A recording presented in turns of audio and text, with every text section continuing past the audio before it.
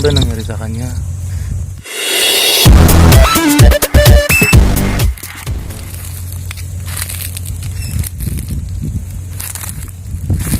Ay, guwapo. Guwapo. Hala. Ano napunta dyan? Nakakatakot naman to. Ano nangyari sa'yo?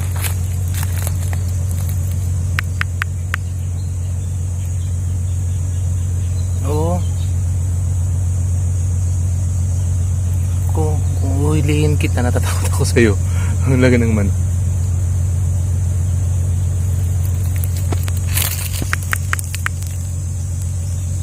Ayan o. Tingnan na.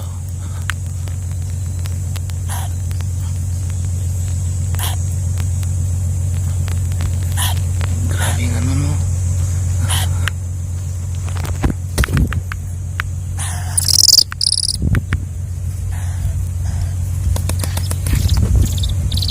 Ano ba nangyari sa kanya?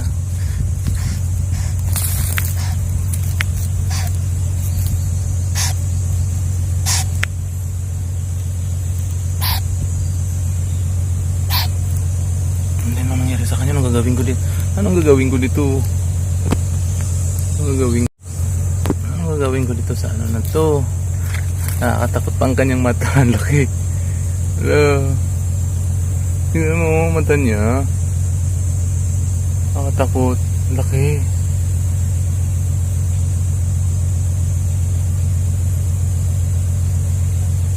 Paano ko ito tutulungan? Paano ito kukunin? Alam ko may kasama to. Na dalawa sila eh. Saan nga lumipalingit? Hindi kita. Hala. Nakakatakot. Yun na pala to. Hala. Nakuha ko na. Ano yung palang nanay niya? Tumitingin sa akin. Ayun oh. Ang nanay niya andun oh. Andun ang nanay niya. Oh. Ayan. Ayun. Lumipad na siya. Sisyo niya pala to. Wala, daling ko nga sa loob ng bahay. Kaya nga mama. Ayan, dinala ko na dito sa loob ng bahay para makita ng ate ko. Oh. Kasi nga takot na takot yun sa ano, sa kuwago. Ayan, tignan nyo.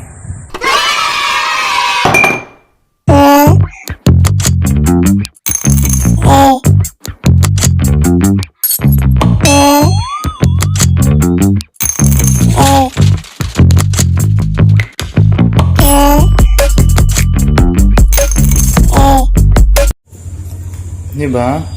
Gusto ko siyang ibalik sa ano. Ano kaya ko i-akit ko doon sa mataas na puno. Tapos kawawan. Hindi ko alam kung ano ipapakain ko sa kanya. Hello. Talaga, kawawa naman. Diba? Ilang linggo na kaya to? Tingin ko mga 1 week pa lang kasi yung kanyang balahibo hindi pa ganun pahaba. Ang cute no? Cute. Liit pa siya, bibi. Oo, siguro na tangis. Yung nanay niya doon din sa taas, oh. Oh, ang laki ng mata. Oh, cute. Takot lang kayo baka kainin ng puso. Mamaya kainin na yung puso yan. Mag-asawa. Ayun ang mga mag-asawa niya. Ewan ko kung saan ang kanilang pugad. Hindi ko alam kung paano nahulog ang kanilang pugad. Ito na kami. Kantahin mo ng Hallelujah.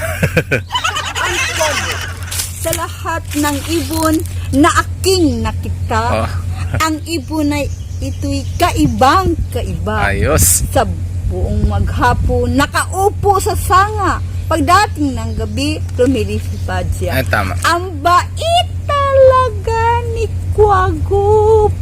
Ayan. Ayun, tuwang-tuwa yung ate ko, kasi first time daw nakahawak ng ano, ng kuwago. Cute. Bait. Bait ba? Oo, naman. Pagkain. So-search ko mamaya ako ng pagkain niya. Tayo. Okay na, inaantok pala. Tayo. Alaga. Ay, tumayo na siya. Ay. Huwag mo akong tayan. Nakatayo na siya. Nakatayo na siya. Aalagaan kita, kaya lang kawawa naman. Huwag nanay mo sa Babalik ko taas. yan. Sana puntahan siya ng ng nanay niya. Ilagay ko muna dito sa kahoy. Sana puntahan siya ng nanay niya. Kasi ang nanay niya doon sa taas yung dalawa. Diyos ko. Sana wag ka na mahulog ha, kasi kakainin ka ng aso. Pati bayawak. Hello, hello, hello. Diyos Hello, ko. Kwago. Siguro tingin ko mga ano pa lang to. Mga 1 linggo pa lang na nahulog sa kanyang pugad. Tignan natin kung ano mangyayari sa susunod na kabanata kung pupuntahan siya ng kanyang mga magulang. Bye-bye! Liwita ng kwago. Ang cute to, ayan. Kataon lang, nahulog. Ang pungay ng mata.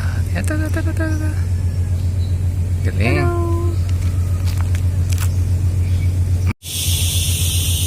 Ayan, 6:30 na ng gabi. Hindi ka pa pinupuntahan ng iyong Mother Lily. Pero tumaas ka na. Paano ka nakarating dyan? Ang taas na. 6:30 na ng gabi ah.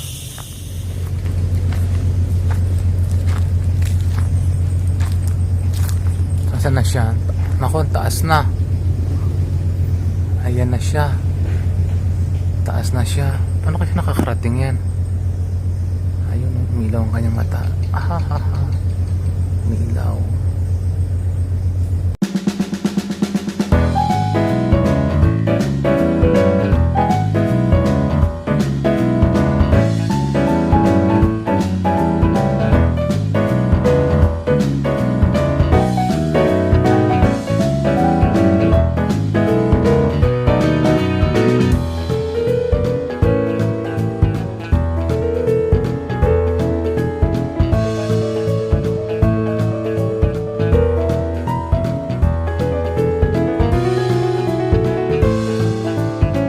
Ako. Ito yung 2 weeks old na to. Ay, tumaas na. Tumaas na. Uy, tumaas. Tumaas na siya, oh. Paano kaya nangyari yun? Tumaas na siya doon na. Hindi na alam. Doon na siya sa mataas na puno ng kasoy. Ayan, mga kasoy yan, eh. Ayan. Kasoy yan. Tabi lang ng bahay namin tong kasi na to. Tabi lang to ng bahay namin kaya. Ayun na siya, oh. Tumaas na siya lalo. Asan na yung nanay? Yun na yun. Oh. Ayun ang nanay niya. Ala. Oh. Lumapit na yung nanay niya. Ayan, oh. Naipon yan. Ano nangyari?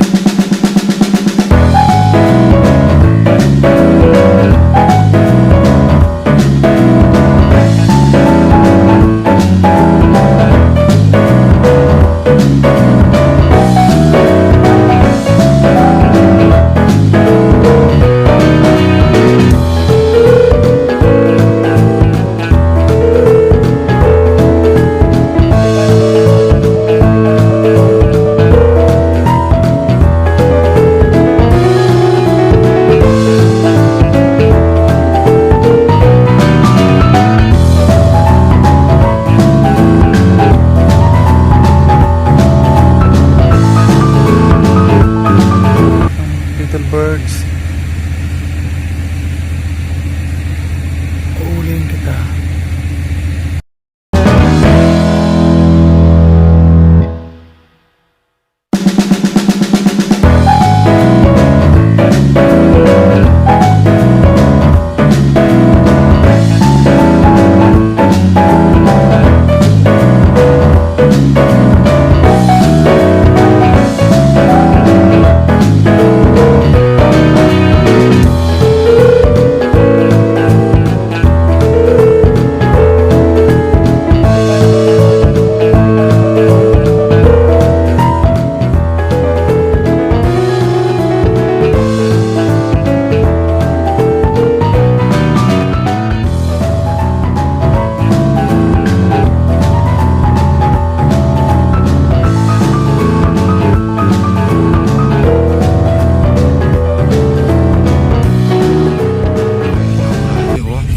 Dilas isang saging.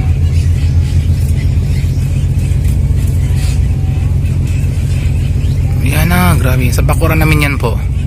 Grabe, daming mga ibon pumapasok dito talaga. Iba-ibang mga klase. Kaya